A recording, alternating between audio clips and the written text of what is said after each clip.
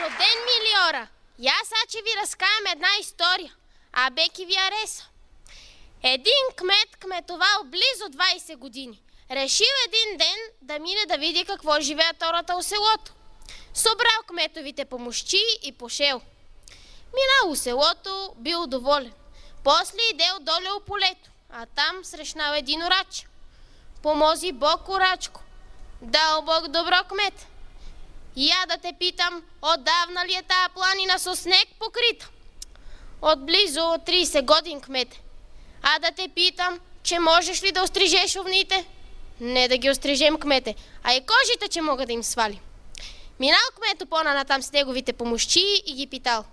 И аз сам ми кажете, що питах я орачо и он що ми отговори? Че ви кажам, ако ми дадете сите пари, ще имат. Немало що да правят, собрали и му ги дали.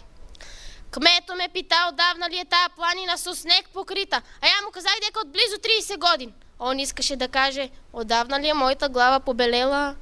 После ме пита, че можем ли да острижем овните, а я му казах дека и кожите, че мога да им свали. А вие сте овните и кожите ви свалих, като ви събрах парите.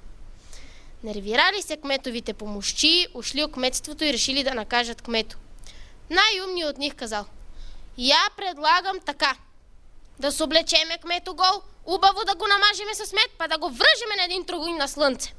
Така и направили. Се облекли кмето гол, мазали, па го завразали.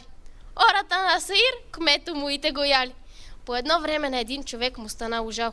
Извадил едната таква кръпа и почнал да тепа моите. Остай ги, приятел, остай ги. Тия комай са се наяли, а ако ти я изгониш, други че дойдат. По-гладни, поче ме боли. Замислили се кметовите помощи над думите на кмето и си казали: нашият кмет колко годин кметува, наял се, напил се, накраднал се, нема вече що да прави. А ако той изгониме и друг дойде, он додека свърши тая работа, ние пак гладни че останеме. Отвразали кмето и го остили он да си кметува. Ай сега да си одим, оти пат ме чека до са парева бань.